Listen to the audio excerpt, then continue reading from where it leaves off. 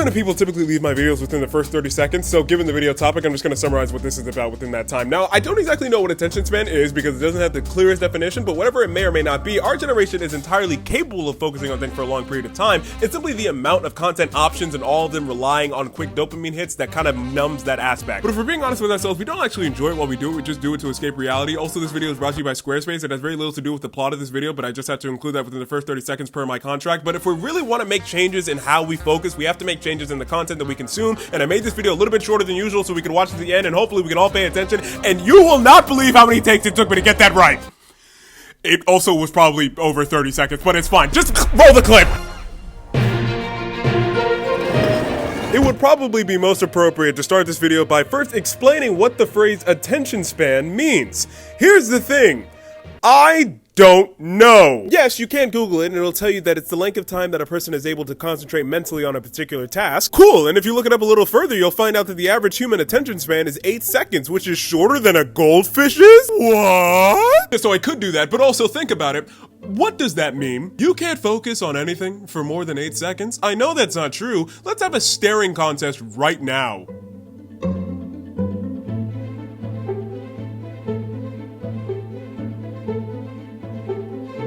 See, that was 8 seconds. I knew you could do it. Well, obviously that's not what they're talking about. Then what does it mean, huh? No one will tell me! I'm very confused. Also, in reading this, there's more than one type of attention. That's weird. And if so, what attention was that stat referring to? It can't be all of them. Do you see why I'm confused? So that stat is pretty much garbage. It's almost a decade old and it comes from a group called Statistic Brain, which Forbes described as, quote, an SEO website masquerading as an academic institution, which just feels so mean. Forbes, that was just harsh for no reason. The same Forbes article goes on to explain that that statistic has only 2 sources to its name, one of which comes from a report with a sample size of only 25 people, which is too few people, right? BBC reporter Simon Mabin called the sources from the report, quote, infuriatingly vague, and when he tried to reach out for comment from Statistics Brain for more information on the stat, he never received anything. And also, goldfish don't have bad memories. They're actually pretty good. This is according to a number of sources, including a very thorough experiment from a winner of the American Museum Natural History Young Naturalist Award. Try saying that 5 times fast. Did I even say that right the first time? American Museum of Natural History's Young Naturalist Award. That's the title. Wherein Katie, no last name, came to the conclusion that goldfish has spatial memory that can last for at least 6 months. Now, are memory and attention exactly the same thing?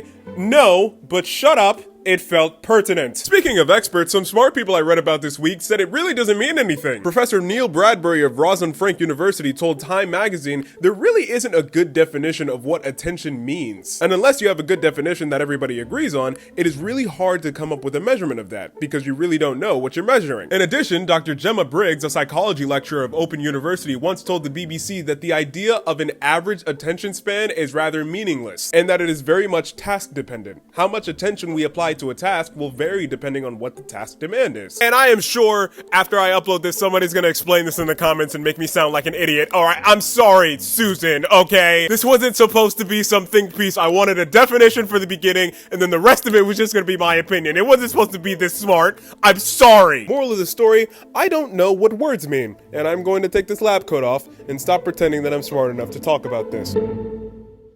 And so, for the rest of this video, it will be almost entirely opinion and vibes based. That way, no one can get mad at me and yell at me saying I'm wrong. Now, technically, I don't think it's fair to, as a blanket statement, say that social media just made kids dumber and gave them a short attention span to a certain degree. I think it's more accurate to say that social media, and more specifically short form content, has made people more selective as to what they want to give their attention to. When old people were coming up, there were 3 companies that broadcast on television. Compare that to today, there are a billion streamers going live right now. There are a few more options to choose from. Do you think I'm gonna sit there for 5 whole minutes deciding if it's worth my time or not?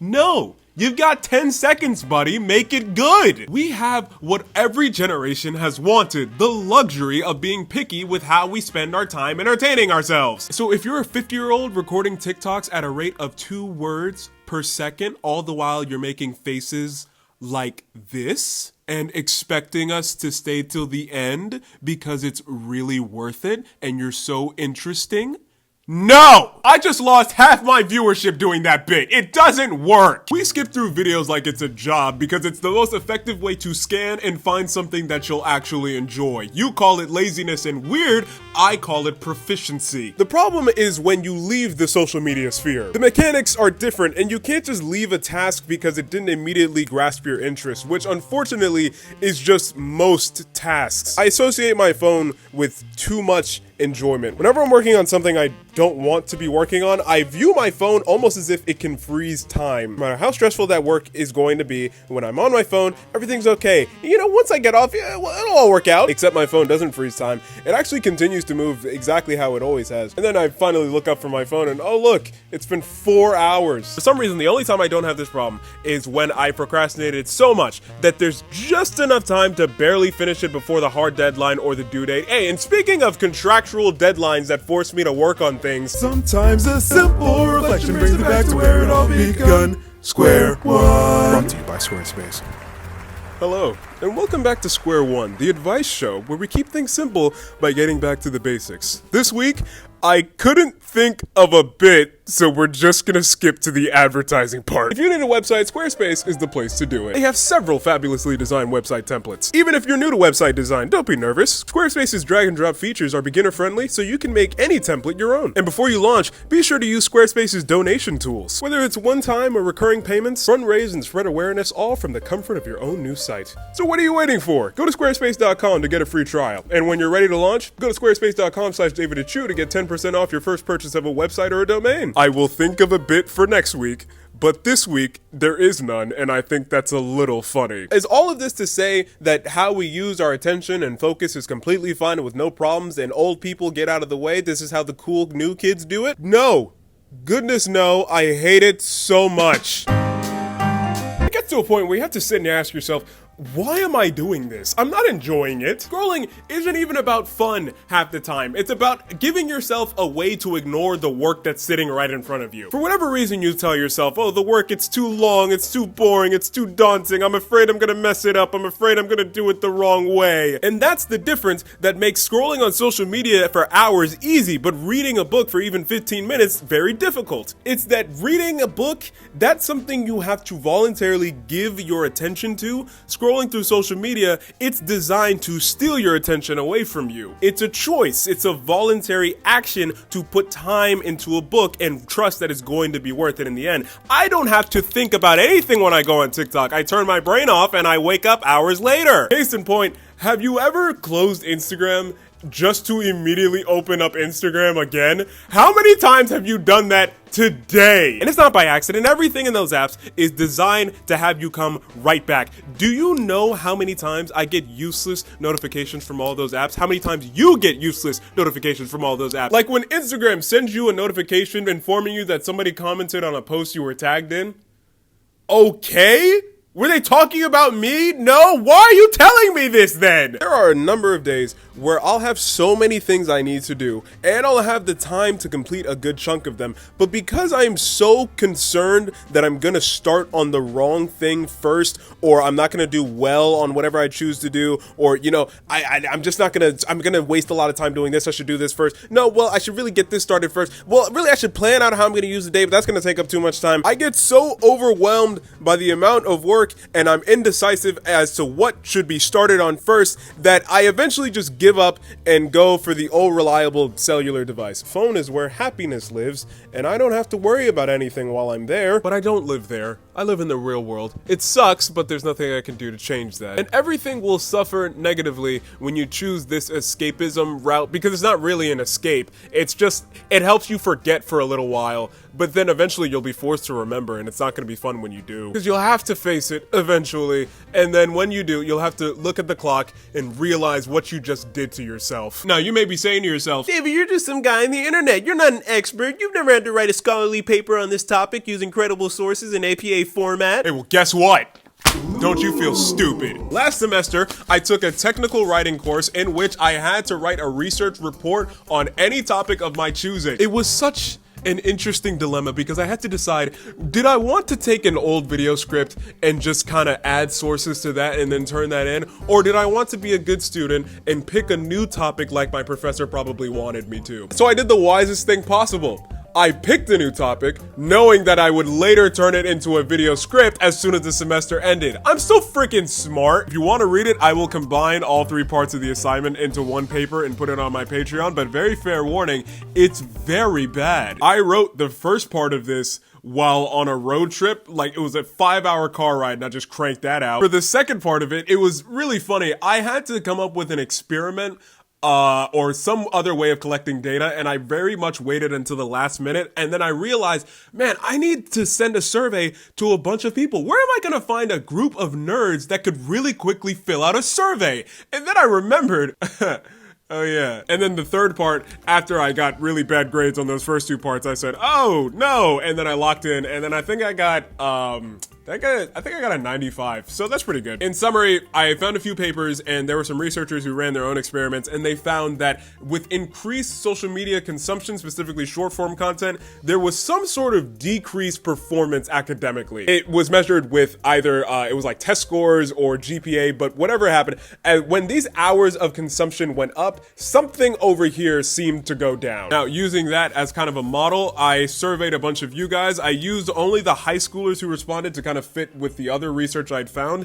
Looking back, it seems that 278 of you responded as high school students. Now, I found that the GPA distribution when compared to how many hours are spent on short form content, as you reported, wasn't anything out of the ordinary to me. However, when I asked you all how you felt that short form content was impacting your abilities to focus on academic work, over 71% of you said it had a negative effect. And so, with all of this in mind, I think I finally had to admit to myself and the world one thing. She's the problem.